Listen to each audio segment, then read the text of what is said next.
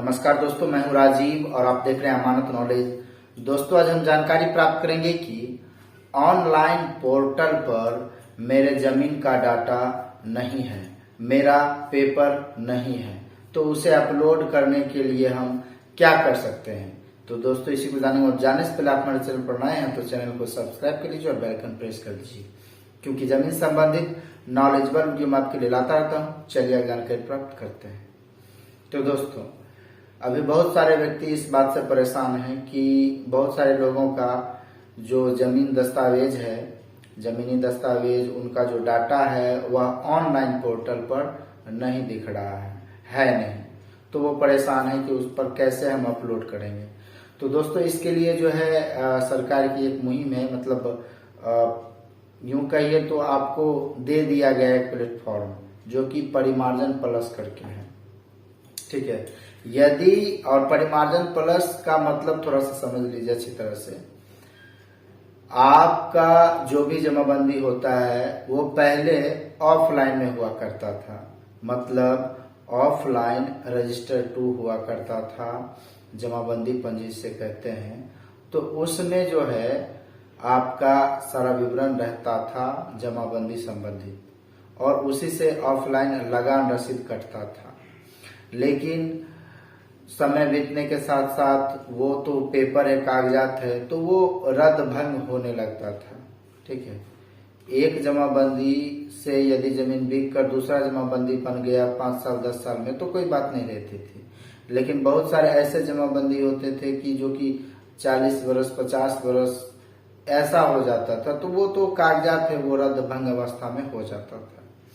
तो अब क्या है कि समय भी बदल चुका है, टेक्नोलॉजी आ चुकी है कि आप अब ऑफलाइन से ऑनलाइन में शिफ्ट हो सकते हैं।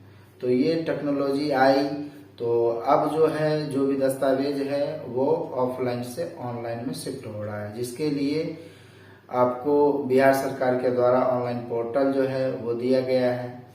तो अब बात आती है कि एक तो था परिमार्जन के लिए, अब आ गया परिमार्जन प्लस।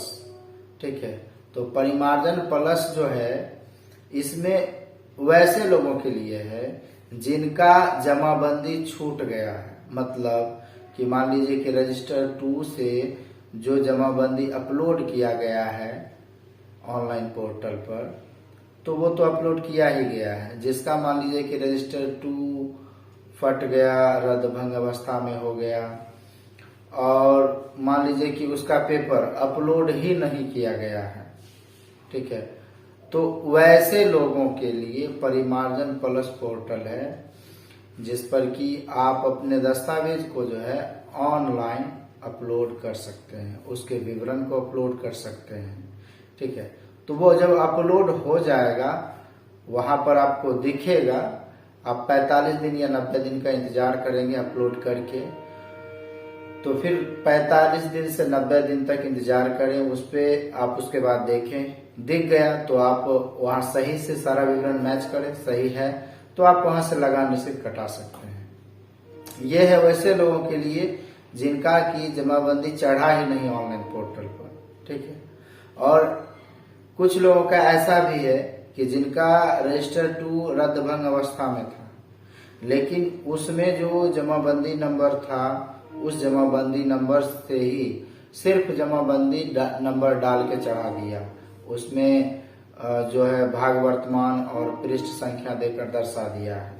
तो इतना जो है जो भी मतलब विवरण था कर्मचारी लोग के पास वे अपलोड कर दिए।